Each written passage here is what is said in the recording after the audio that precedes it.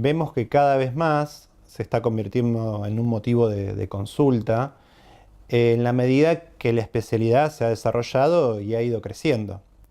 Tal vez inicialmente no se tenía tan en cuenta la importancia de la medicina del sueño o los trastornos del sueño, que van a ser aquellos problemas, aquellas patologías que se van a presentar en el sueño, pero con un correlato, con un impacto en la vida del paciente y en la vigilia. Muchas veces eso lo puede ver el propio paciente o a veces el paciente puede ignorarlo y puede ser algún conviviente, la pareja del paciente que sea quien reporta que el paciente no está descansando bien. Y ahí sobrevienen los problemas, cuando hay un impacto por ahí en la vigilia, es cuando el paciente más lo nota, y ahí es donde entra a jugar el rol de la medicina del sueño, del especialista en medicina del sueño, que es tratar de abordar esas patologías y bueno, ir viendo si realmente se trata de un trastorno que merezca un tratamiento, un seguimiento, y bueno, y catalogarlo y clasificarlo bien de qué trastorno se trata.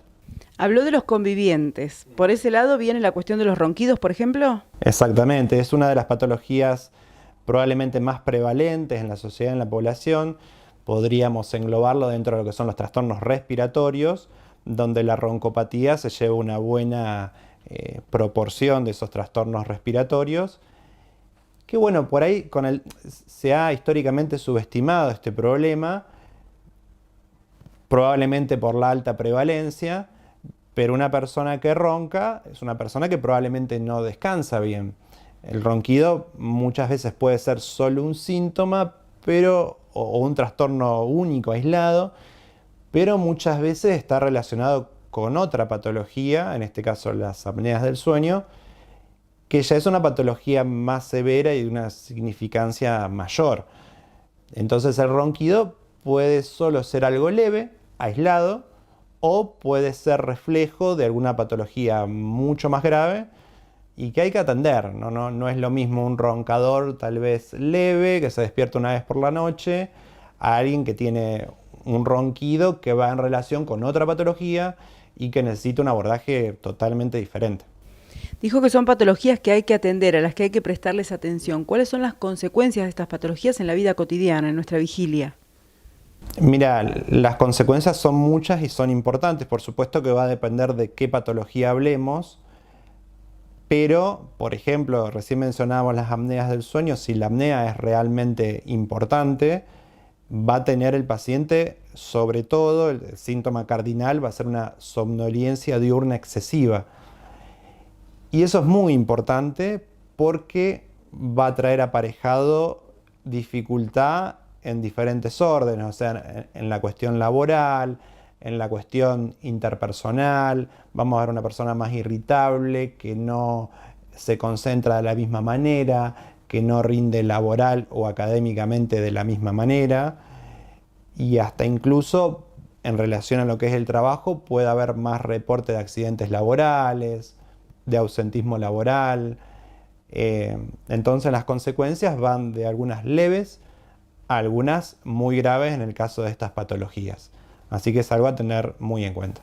¿Cuál es la importancia de tener un adecuado descanso? Que el sueño sea correcto, que sea en buena forma y en buen tiempo.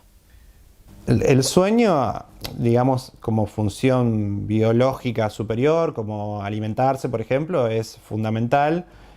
En el sueño ocurren muchos procesos que deben ser respetados y se tiene que mantener el sueño lo más saludable posible.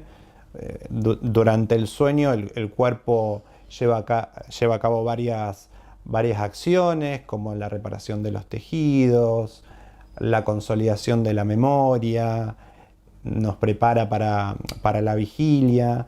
El sistema inmune se ocupa de mantenerse en buena forma. Todo esto, como muchas cosas, lo vamos a ver más claramente cuando no está. La ausencia, digamos, de un buen descanso va a traer aparejado dificultades, por ejemplo, en el sistema inmune, como decíamos recién. Una persona que no descansa bien, ante una misma nox, una misma infección, va a ser más probable que se enferme que aquel que sí descansa bien. Eso está muy demostrado al día de hoy. Un paciente que no descansa bien, que no tiene un buen descanso, tiene una incidencia mucho mayor, y esto es muy importante, de enfermedades cardiovasculares, hipertensión, ACV, de obesidad, de diabetes, y hasta se piensa también que de enfermedades oncológicas. Así que mirá la importancia que tiene un buen descanso, ¿no? Imaginemos que tenemos un buen descanso. ¿De cuántas horas debería ser?